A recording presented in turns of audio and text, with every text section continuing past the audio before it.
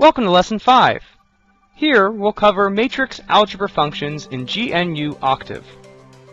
Even the most complicated problems can be made simple if you know which functions to use.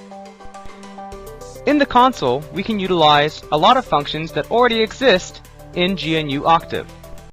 To demonstrate these functions, we're going to first want a matrix A to work with. That matrix, as you can see here, is going to be of numbers 1 through 9, counting up through our rows. It'll be a 3x3 matrix that we can then input to these different types of functions. One example is the function determinant, where we type det with input A to calculate the determinant of our matrix. There is also a function for calculating our eigenvectors and our eigenvalues. This function can be typed out as EIG. You can see here we're declaring outputs of V for our eigenvector matrix and lambda for our eigenvalue matrix. V is going to be a 3x3 matrix with our eigenvectors down the columns, while lambda is going to be a 3x3 matrix with our eigenvalues down the diagonal.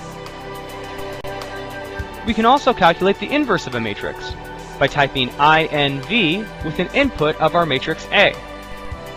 There's also a function to calculate p-norms. For that we type norm with our inputs of matrix A, comma, whatever norm we want. For this example, we put a 2 to calculate our 2 norm. We can calculate rank by typing rank with input of A, or trace by typing trace with an input of A. These functions are very useful and very quick to use as opposed to doing this work by hand. There are also ways that we can execute vector calculations in GNU Octave. For example, if we want to take the dot product of a vector A equal to 1, 2, 3 and a vector B equal to 4, 5, 6, all we need to do is type dot with an input of A, comma, B. As you can see here, we get 32.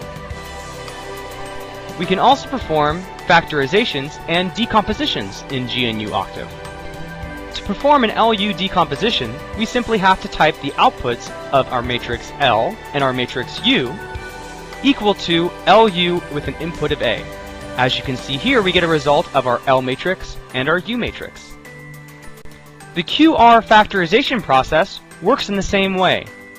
We type our outputs of Q, comma R, and we set them equal to QR with an input of A. As a result, we get our Q matrix and our R matrix. Try it out on your matrix.